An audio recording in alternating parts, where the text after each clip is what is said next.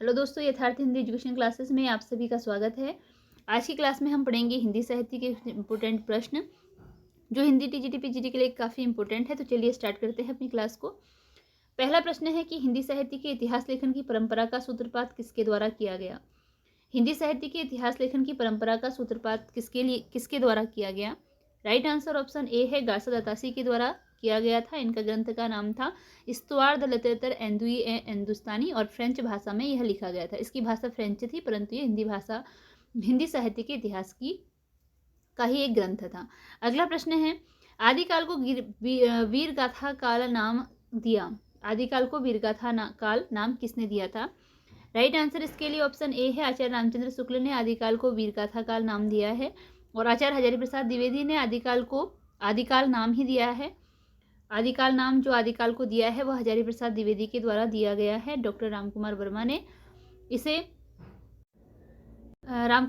ने इसे संधिकाल और चारणकाल आदिकाल के दो भाग किए थे। एक काल नाम रखा था संधिकाल और दूसरा काल नाम रखा था चारणकाल। इनके द्वारा दिया गया था और मिश्र बंधु के द्वारा भी दो भागों में विभाजित किया गया, जिसको कि प्रारंभिक काल और माध्यमिक काल इन दो नामों से अभिहित किया गया था आदिकाल को। अगला प्रश्न है कि the modern vernacular literature of Hindustan के लेखक कौन है। The modern vernacular of literature of Hindustan के लेखक बताने हैं। इसके लिए राइट आंसर ऑप्शन ए है, जॉर्ज ग्रियर्सन की ये पुस्तक है जो कि हिंदी के इतिहास पर आधारित है और इसकी भाषा अंग्रेजी है। अंग्रेजी भाषा में इन्होंने लिखा था। अगला प्रश्न है, रासो शब्द का संबंध रसायन से किसने जोड़ा है। राइट आंसर ऑप्शन ए है, आचार्य रामचंद्र शुक्ल ने रासो शब्द का संबंध रसायन से जोड़ा है। ऑप्शन ए राइट आंसर है। हिंदी साहित्य की भूमिका पुस्तक के लेखक कौन है। राइट आंसर ऑप्शन बी है, हजारी प्रसाद द्विवेदी हिंदी साहित्य की भूमिका पुस्तक के लेखक हैं। हिंदी साहित्य का इतिहास सर्वप्रथम किस भाषा में लिखा गया। Right answer option D, French भाषा में लिखा गया गार्सा दत्तासी के द्वारा। हिंदी साहित्य का इतिहास दर्शन नामक ग्रंथ के लेखक हैं। राइट आंसर ऑप्शन बी है, डॉक्टर नलिन शर्मा। डॉक्टर नलिन विलोचन शर्मा इनका पूरा नाम है, डॉक्टर नलिन विलोचन शर्मा। शुक्ल जी ने पूर्व मध्यकाल को क्या कहा है। शुक्ल जी ने पूर्व मध्यकाल को क्या नाम दिया है। राइट आंसर ऑप्शन ए है, भक्तिकाल। शुक्ल जी ने पूर्व मध्यकाल को नाम दिया है भक्तिकाल का। शुक्ल जी के कालों के नामकरण का आधार है। राइट आंसर ऑप्शन बी है, प्रवृत्ति। इन्होंने प्रवृत्ति के आधार पर कालों का नामकरण किया है। जिस काल में जो प्रवृत्ति देखी उसके आधार पर, जैसे वीरगाथा काल नाम इन्होंने वीर ग्रंथों के आधार पर वीरगाथा काल नाम दिया है, जिसमें इन्होंने 12 ग्रंथों को शामिल किया है। अगला प्रश्न है, रामकुमार वर्मा ने काल विभाजन में हिंदी साहित्य का प्रारंभ कब से माना है। रामकुमार वर्मा के द्वारा कब से हिंदी साहित्य का प्रारंभ माना गया है। राइट आंसर ऑप्शन बी है, 750 विक्रमी से इन्होंने माना है हिंदी साहित्य का प्रारंभ। रीतिकाल को अलंकृत काल कहा है। राइट आंसर ऑप्शन बी है, मिश्र बंधु के द्वारा रीतिकाल को अलंकृत काल कहा गया है। आदिकाल को चारणकाल नाम दिया है। आदिकाल को चारणकाल नाम किसने दिया। Option C, doctor Ramkumar Verma ने आदिकाल को चारणकाल नाम दिया है। डॉक्टर रामकुमार वर्मा ने। श्रावकाचार की रचना कब हुई। ऑप्शन बी राइट आंसर है, 933 ईस्वी में श्रावकाचार की रचना की और इसके लेखक हैं देवसेन। इसके साथ ही इसके इम्पोर्टेंट फैक्ट ये है कि हिंदी भाषा की प्रथम रचना मानी जाती है। आल्हा खंड के रचयिता हैं ऑप्शन बी जगनिक। आल्हा खंड के रचयिता, आल्हा खंड का मतलब क्या है, परमाल रासो। परमाल रासो को ही आल्हा खंड कहा जाता है, क्योंकि इसमें आल्हा उदल नामक 2 वीर सिपाहियों का वर्णन था, जिसके आधार पर इसे आल्हा खंड कहा जाता है।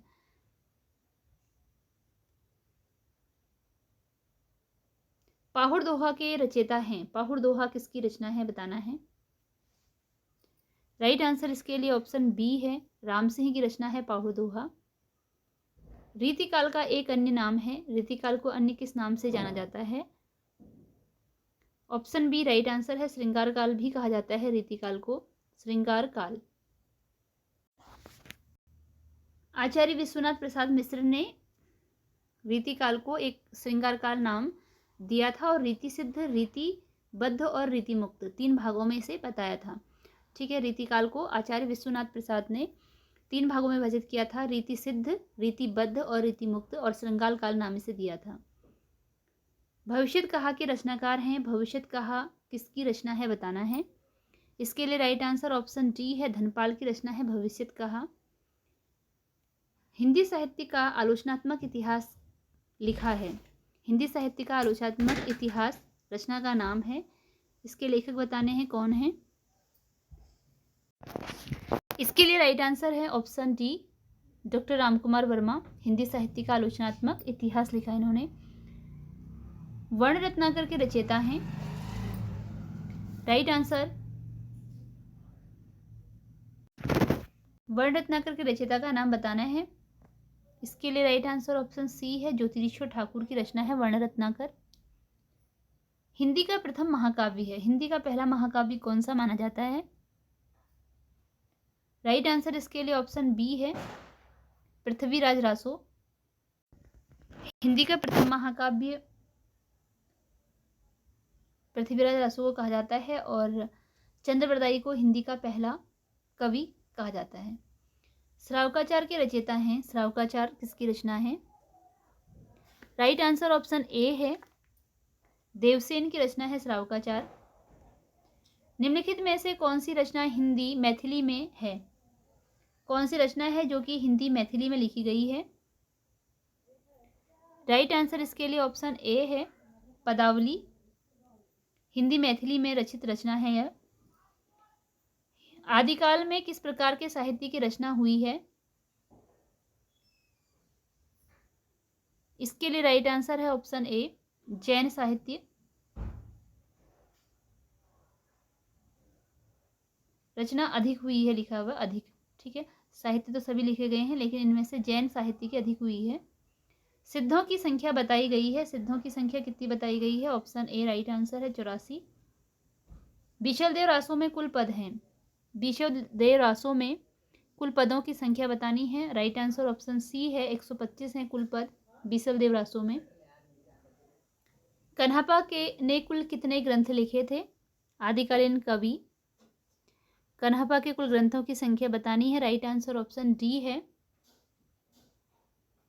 74 ग्रंथ लिखे थे कुल कन्हप्पा ने। खुमान रासों की प्रमाणित प्रति कहाँ रखी गई है।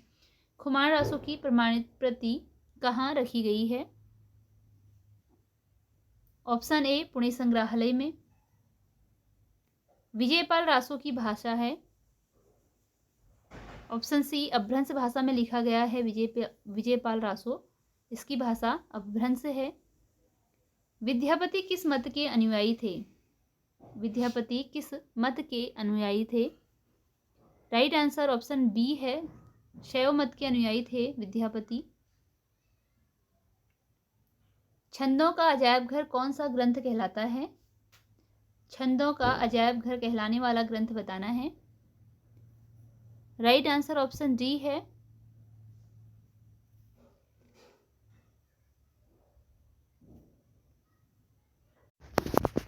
तो इस रचना में ये सारे ही ऑप्शन गलत दिए गए हैं क्योंकि छंदों का अजायब घर जो है इनमें से किसी रचना को नहीं कहा गया है। जो केशवदास की रामचंद्रिका है, रामचंद्रिका केशवदास की रचना है, इसे छंदों का अजायब घर कहा है आचार्य रामचंद्र शुक्ल जी ने। आचार्य रामचंद्र शुक्ल जी ने केशवदास की रामचंद्रिका को छंदों का अजायब घर कहा है। तो इसमें जो ये ऑप्शन दिए गए हैं ये सारे ही ऑप्शन गलत हैं। ठीक है, इसके लिए राइट आंसर है, केशवदास कृत रामचंद्रिका को छंदों का अजायब घर कहा है जिसे कि रामचंद्र शुक्ल जी ने छंदों का अजायब घर कहा है। अगला प्रश्न है, सुमेलित कीजिए, रचनाएं सुमेलित करनी है। पृथ्वीराज रासो चंद्रवरदाई की रचना है। परमार रासो जगनिक की रचना है। बीसलदेव रासो नरपति नहाल की रचना है और खुमान रासो दलपति विजय की रचना है। निम्नलिखित कवियों को कालक्रमानुसार व्यवस्थित कीजिए। इन कवियों को कालक्रम के अनुसार बताना है कि किसका कालक्रम पहले है और फिर किसका। तो इसके लिए राइट आंसर ऑप्शन